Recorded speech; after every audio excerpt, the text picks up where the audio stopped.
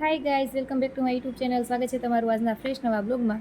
અને આજે બ્લોગ તો કાંઈ આમ એટલે મીન્સ કે કંઈ વસ્તુનો નથી, પણ આજે હું તમને એક જરૂરી ઇન્ફોર્મેશન આપવા માગું છું, એટલે કે માહિતી શેર કરવા માગું છું, કેમ કે મારી યારે આ ઘટના બની છે. તો મને થયું કે તમને લોકોને પણ હું આ જણાવું.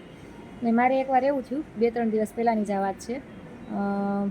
એક કોલ આવેલો મને, અને કોલમાં એ ભાઈ મને એવું કીધું કે હું રાજુભાઈ બોલું છું, અને તુષારભાઈ કે તમારા એકાઉન્ટમાં 12,000નું પેમેન્ટ કરવાનું કીધું છે. પહેલાં એમ કીધું કે તમે સંગીતાબેન બોલો છો, એટલે એ ભાઈને મારું નામે ખબર હતી અને તુષારનું નામે ખબર હતી, અને હું એની પત્ની છું એ હતી એને ખબર હતી.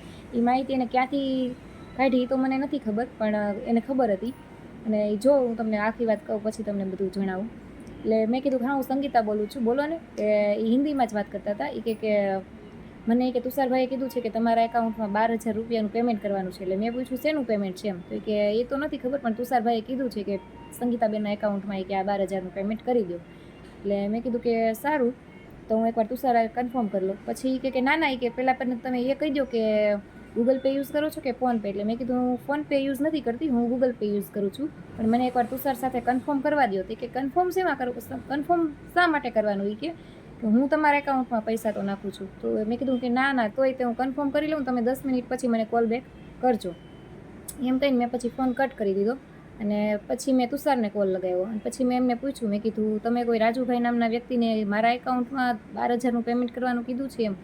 તો તુષારે મને ના પાડી કે ના, કે હું તારા એકાઉન્ટમાં હું કામ કહું કે પેમેન્ટ કરવાનું, કે હું કોઈ રાજુભાઈને કે ઓળખતો નથી, મેં કોઈને પેમેન્ટ કરવાનું કીધું નથી કે.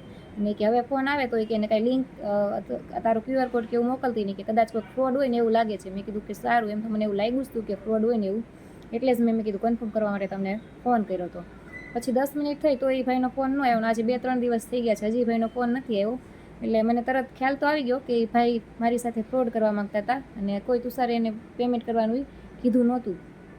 તો હવે મને એમ વિચાર આવ્યો, પછી મેં કીધું આ માહિતી મારે તમારી સાથે શેર કરવી જોઈએ, કેમ કે આજે સાયબર ફ્રોડ બહુ બધા વધી રહ્યા છે. આવી રીતના એ ભાઈએ કદાચ મને મારો QR કોડ આપ્યો હોત ને તો એને મારા એકાઉન્ટમાં 15,000 નાખત. અને પછી મને એમ કહે કે તમારા એકાઉન્ટમાં 3,000 ભૂલથી આવી ગયા છે, ને હવે જે હું લિંક મોકલું ને એ લિંક ઉપર તમે મારા 3,000 પાછા આપી દો. એટલે એ લિંક ઉપર જો હું ક્લિક કરત ને તો મારા એકાઉન્ટમાં જેટલી બેલેન્સ હતી એ એના એકાઉન્ટમાં વહી જાત. આવી રીતના મારી સાથે ફ્રોડ બની શકત. પણ મેં એવું કંઈ કર્યું નહીં, મારું QR કોડ કે એવું કંઈ મેં આપ્યું નહીં, તુષાર સાથે કન્ફર્મ કર્યું. તો તમે પણ, હું આ બ્લોગ દ્વારા એ તમને જણાવવા માગું છું કે કોઈ પણ વ્યક્તિનું, તમને કોઈ પણ વ્યક્તિનું નામ આપીને તમારા સગા સંબંધીનું એમ કે મારા મમ્મીએ કીધું છે, તમારા મમ્મીએ કીધું છે કે તમારા એકાઉન્ટમાં પેમેન્ટ કરવાનું છે, તો તમે એકવાર કન્ફર્મ જરૂર કરજો.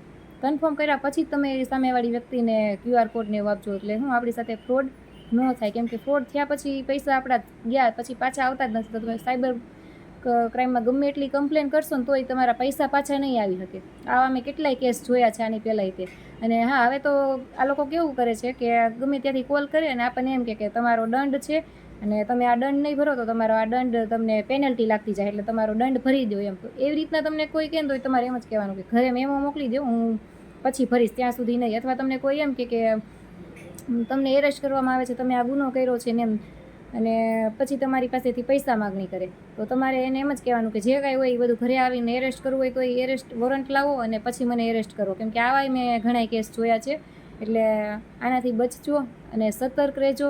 અને મેસેજમાંય તમને ઘણી વખત આવું કરે છે, મેસેજ આવે તમને અનનોન નંબરથી કે ભાઈ હું આ વ્યક્તિ બોલું છું અને તમારા મમ્મીએ કીધું છે અથવા તમારા પપ્પાએ કીધું છે. એટલે કોઈ પણ XYZ તમારા રિલેટિવનું નામ લઈને એમ કે મારા એકાઉન્ટમાં એટલા પૈસા મોકલો, મારે જરૂર છે, અને પછી હું તમને આપી દઈશ ને એવું બધું કહે.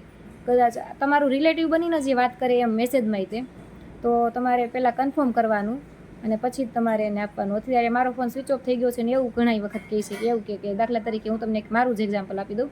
હવે તુષાર મને બીજા અનનોન નંબરથી મેસેજ કરે અને એમ કહે કે મારો ફોન સ્વિચ ઓફ છે ને આ મારા ફ્રેન્ડનો ફોન છે ને તું મને એટલા ફોનપે અથવા ગૂગલ પે કરી દે.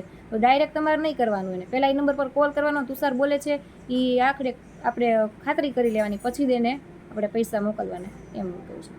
ઓકે, તો મળીશું એક નવા બ્લોગમાં. ત્યાં સુધી આવજો. અને હા મિત્રો, જાણકાર બનો, સતર્ક રહો અને સુરક્ષિત રહો.